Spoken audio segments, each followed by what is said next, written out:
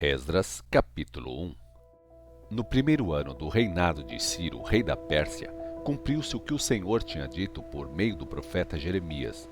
O Senhor despertou o coração de Ciro para fazer uma proclamação em todo o seu reino, e o fez também por escrito. Assim declara Ciro, rei da Pérsia: O Senhor, o Deus dos céus, deu-me todos os reinos da terra e mandou-me construir um templo para ele em Jerusalém, na terra de Judá. Quem dentre vós pertence ao seu povo, vá para Jerusalém de Judá para reconstruir esse templo do Senhor, que é o Deus de Israel, o Deus que habita em Jerusalém.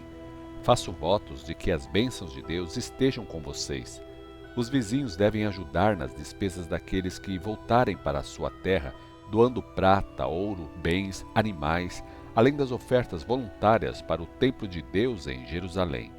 Então, Deus despertou um grande desejo nos líderes das tribos de Judá e Benjamim, nos sacerdotes e levitas, e em muitos outros para voltarem a Jerusalém imediatamente e reconstruírem um templo do Senhor. Todos os vizinhos deram a eles a assistência que puderam, trazendo-lhes utensílios de prata e de ouro, mantimentos, animais, objetos de valor, além das ofertas voluntárias para o templo. O próprio rei Ciro mandou tirar os utensílios de ouro e os outros objetos valiosos que o rei Nabucodonosor tinha trazido do templo em Jerusalém e colocado no templo dos seus próprios deuses. Ciro, rei da Pérsia, deu instruções a Mitredate, o tesoureiro da Pérsia, para que fizesse uma lista dos objetos e os entregasse a Sesbazar, o chefe dos exilados que voltavam para Judá. Os objetos que Ciro ofertou foram os seguintes: 30 tigelas de ouro, 1000 bacias de prata, 29 incensórios de prata, 30 vasos de ouro maciço, 410 vasos de prata de menor valor e 1000 objetos diversos. Ao todo foram entregues 5.400 objetos de ouro e de prata a Sesbazar, quando os exilados israelitas vieram da Babilônia para Jerusalém. Esdras, capítulo 2. Esta é a relação dos judeus exilados que voltaram para Jerusalém e para as outras cidades de Judá, das quais eles haviam sido deportados para a Babilônia pelo rei Nabucodonosor. Os líderes eram Zorobabel, Jesua, Neemias, Seraías, Relaías, Mordecai, Bilsã, Mispar, Bigvai, Reum e Baaná. Esta é a lista dos grupos de famílias do povo de Israel, conforme o número de pessoas registradas por famílias. Da família de Parós, 2.172. Da família de Cefatias, 372. Da família de Ara, 775. Da família de Paate-Moabe, descendentes de Jesua e Joabe, 2.812. Da família de Elão, 1.254. Da família de Zatur, 945. Da família de Zacai, 760. Da família de Bani, 642. Da família de Bebai, 623. Da família de Asgade, 1222. Da família de Adonicão, 666. Da família de Bigvai, 2056. Da família de Adim, 454. Da família de Ater, descendentes de Ezequias, 98. Da família de Bezai, 323. Da família de Jora, 112. Da família de Rassum, 223. Da família de Gibar, 95. Os da cidade de Belém, 123. De Netofa, 56. De Anatote, 128. De Asmavete, 42. De Criate-Arim, Quefira e Berote, 743. De Ramá e Geba, 621. De Miquimás, 122. De Betel e Ai, 223. De Nebo, 52. De Magibes, 156. De Elão, 1254. De Harim, 320. De Lode, Hadide e Ono, 725.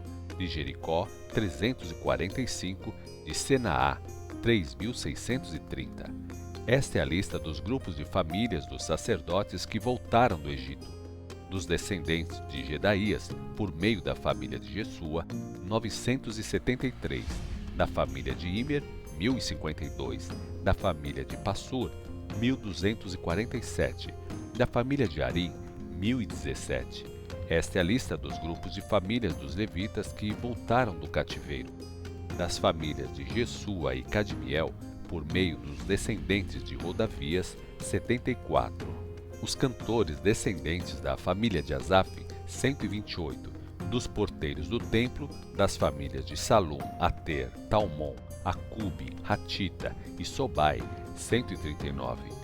Esta é a lista dos grupos de famílias de servidores do templo que voltaram do cativeiro: Zia, Hasufa, Tabaote, Queros, Sia, Padom, Lebanã, Hagaba, Acube, Hagabe, Sanlai, Hanã, Gidel, Gaar, Reaías, Rezim, Necoda, Gazão, Uzá, Passeá, Bessai, Asná, Meunim, Nefusim, Baquebuque, Hacufa, Harur, Baslute, Meida, Harza, Barcos, Cícera, Temá, Nesiá, Hatifá.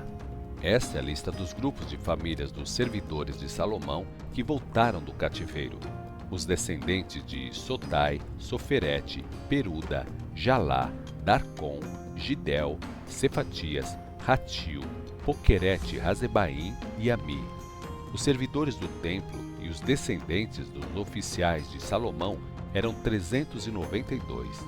Nessa ocasião, também voltou para Jerusalém outro grupo vindo das cidades persas de Tel-Melá, Tel-Hassá, Recube, Querube, Adã e Imer. Mas pelo fato de haverem perdido seus registros de família, não puderam provar que realmente eram descendentes de Israel.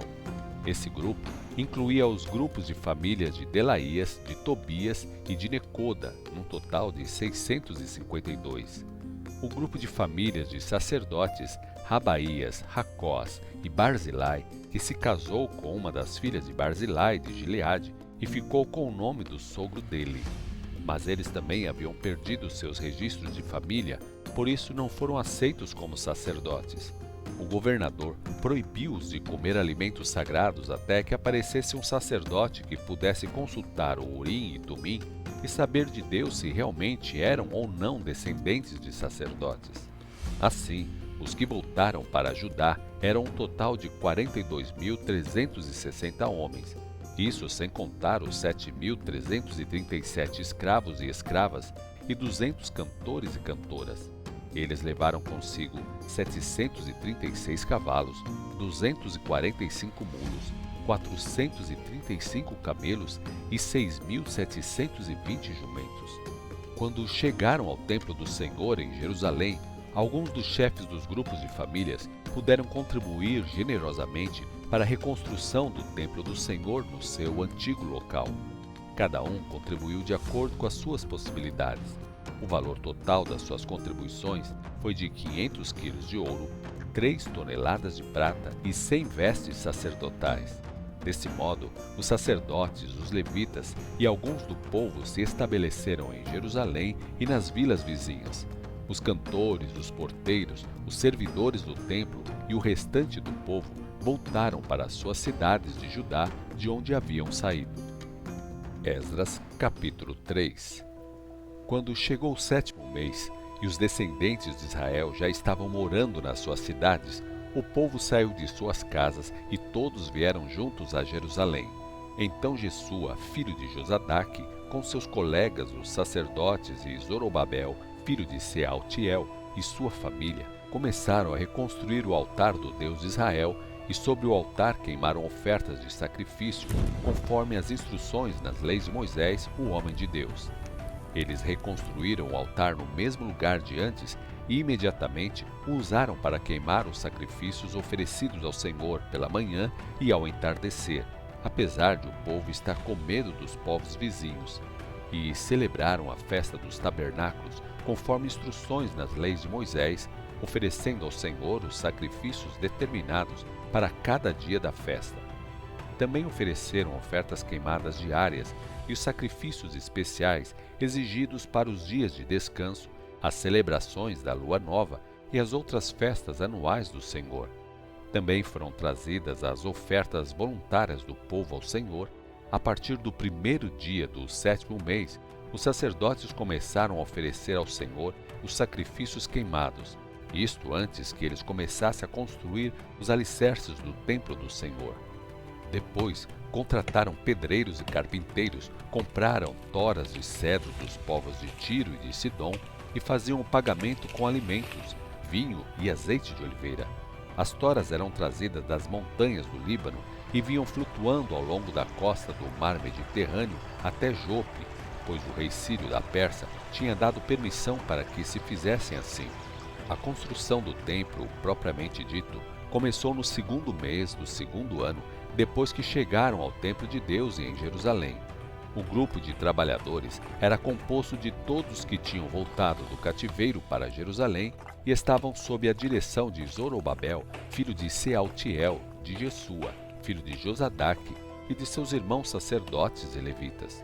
Os levitas, que tinham 20 anos de idade ou mais, foram escolhidos para supervisionarem a construção do templo do Senhor.